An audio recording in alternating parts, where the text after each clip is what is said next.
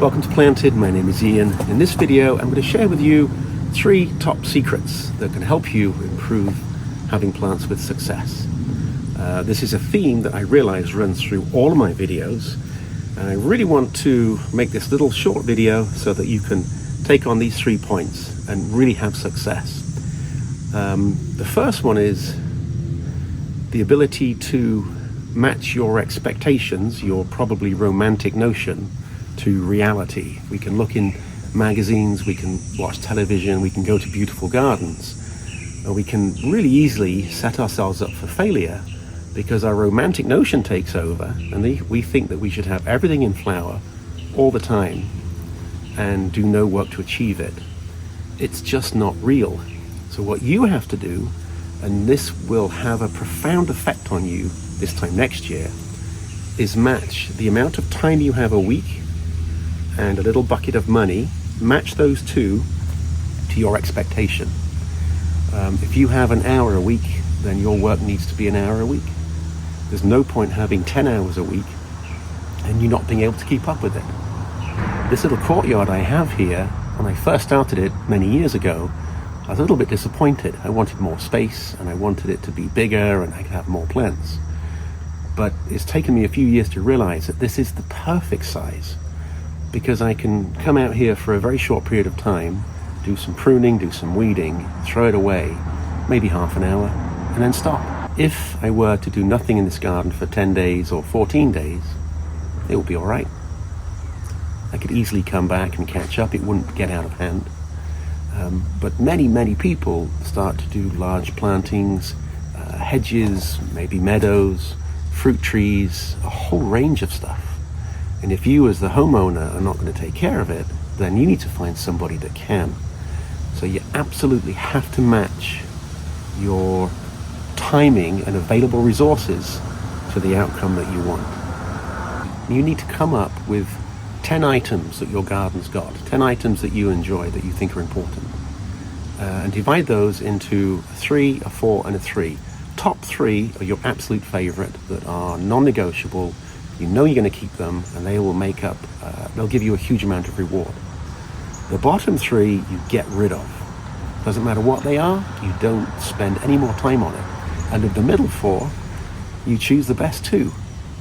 So what you've done now is you've identified your garden into 10 points, you've got rid of 5, and now you've kept 5, and that's where you should put your focus. And then next year, you do that same practice again, but this time, still 10. Keep the best 5. Let me put it this way. I really like gardening. I like the act of gardening. I like choosing plants. I like propagating plants. I like pruning. I like weeding. And I like creating a beautiful environment. All of that is very enjoyable. But I also want to have plenty of time every week just to sit outside and watch the world go by. Watch the hummingbirds, smell the fragrance, look at the flowers. And if you're not doing that, then all of that horticulture and plant can get a little bit burdensome, and then you won't be happy. Let me share with you 2 more practices that I think will make a profound difference. The next insight I want to share with you is that of patience.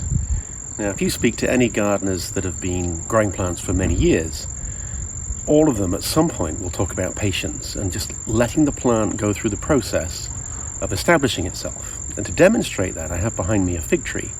Now, this is a fig called Brooklyn White.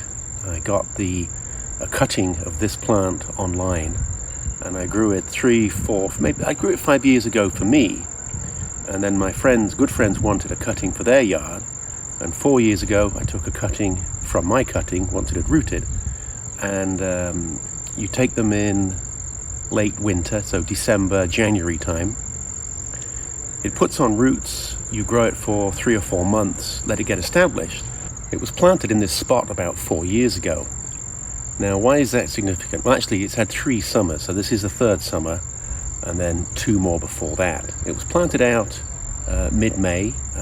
I reminded my friends whose garden this is to make sure it doesn't dry out, particularly in that first year. The first year from May, June, July, August, September, it must not dry out. And what you can see behind me now is a 3-year-old plant covered in figs, looking very healthy, and this last year its growth rate has been quite substantial. And that's because it's had 2 summers prior, and also this summer, good sunshine, good conditions, but the root system has a chance to establish itself. So the roots on this plant are quite substantial. There's lots of space around me where it can grow, and it's in full sunshine. So by giving the plant the conditions that it wants, planting it at the right time, making sure that in that first summer it doesn't dry out, this is what you can look forward to. So why does this matter? Why is this important? Well, I think too many gardeners expect too much in their first year. And what you have to do is take a step back. And I think that 3 years is a really good time scale to have in mind for you to see success. So if you're planting in the fall now, or you're planting next spring, don't think what I'm going to get next year. Go much further down the line and start looking at, right, this is this summer, the end of this summer, beginning of the fall. We've got next year, another year, and then the year after that. And that's when you can start to expect your plant to take off. And if you can grasp that concept, it also means that you'll give your plant a lot more space, because you are looking 3 years down the road. I do see people continuously plant too close together, and then in year 2, things are overcrowded. But if you're planting for year 3, you'll give them space. They'll have sunlight. They won't be fighting for nutrients, fighting for water from other plants planted too close. So this serves as an example to plant it, have patience, and just see how it grows. And it won't be long before these figs are ripe, and my good friend that's got them can start to share them with his friends and eat them himself, of course. So have some patience. This next practice is something that I get asked all the time, and that is, how much water do you give a plant? And I think what people want is a quantity and a frequency, and that's it. It's a static calculation. But what you have to remember is that water demand is not static. The water you need in April and May is very different from the water you need later in the summer. As the day length increases and the temperature also increases, and you also get wind speed, water is being sucked out of that plant. So this dynamic nature means that having a flat quantity and frequency doesn't work. The easiest way to describe this and explain it to you is that it's not the amount of water that you give to the plant, it's the amount of water that is available to the plant. And these are two very different things. All of us have used a watering can on many occasions, and all of us have done this. We have tipped water, we've sloshed it over the leaves, and everything looks wet. We might give our plant 2 gallons, but only a very small amount of that actually becomes available to the plant. When you apply water to your plants in the ground, a proportion of it will undoubtedly get to the roots of that plant. Any of the water that is on the surface of the plant will evaporate, and that is lost to the plant. And any water that falls on a slope can also run away, or even pool and stay on the surface, further aiding evaporation. If you see somebody out there with a hose just waving it around and making everything wet, that might count as your quantity of water and your frequency, but the water is not available to the plant. That's my point. If I had a really dry plant, I could water it with just a glass of water, and I could be sure that all of that water would get taken up into that root ball. So it's not quantity here, it's quality essentially. It's where that water is and its ability to be stored by them. I've showed you this before. This is a horse trough bucket. It does not have holes in, it's slightly flexible, and I use this to water so many of my plants. Anytime you're putting in a new plant, you absolutely must submerge it. Now you take your glass of water and you pour all of it inside. Not very much. And then you place your plant in that pot and just let it stand there. The water inside here can't evaporate, can't run away, and it will be taken up into that root ball. So what we're doing here is we're making a very small amount of water in that glass available to the plant. And plants in pots, the pot is essentially a storage system for water. Now you think, well, what's the big idea? All right, you've got to make sure that the plant gets water. but it's the quantity of water. You can use less water and it'd be much more effective. Behind me, I have this very large pot, and there will be a link in the description. This is a pot I made out of high-density polyethylene, and it spans 2 steps. By having it span 2 steps means that I can have an awful lot more potting mix that can store soil.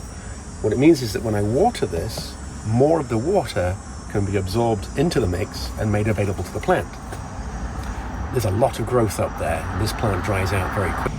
So let me put this another way. If you were very, very thirsty, and I gave you 3 cups, each filled with water, and you could have one every 15 minutes, safe to say that all of that water would be available to you. You could drink it all. If I gave you the same volume of water as 3 cups, but in 1 cup, and I handed it to you and I gave you 15 seconds to drink it, you would not be able to drink it all. Better still, if I gave you 1 cup with 3 times the volume of this, and I threw it at you, I'm physically giving you the water, but it's not in a way that you can use it. So be really mindful of when you're adding water to plants. What are you wasting? Can it be stored in the pot? Can it be stored in the ground? And most importantly, is it available to the plant? Because if it's not, it counts for nothing. Just as me throwing water over your head is not available to you, most of the water that you put through a hose or a watering can evaporates and is not available to the plant. So bear that in mind. So those are the 3 practices. The first is you have to match your available resources and time to a reliable expectation. If you've got 1 hour a week, don't have a garden that requires 10. And if you can't do the work yourself, you better find somebody that can do it and also do it to a high standard. The next is watering. It's not frequency and quantity, it's the amount of water that's available to a plant. If you're adding water and it's evaporating, it's not available to your plant. And then finally, some patience. You saw the fig tree there, 3 years in, looking pretty good. You can do this.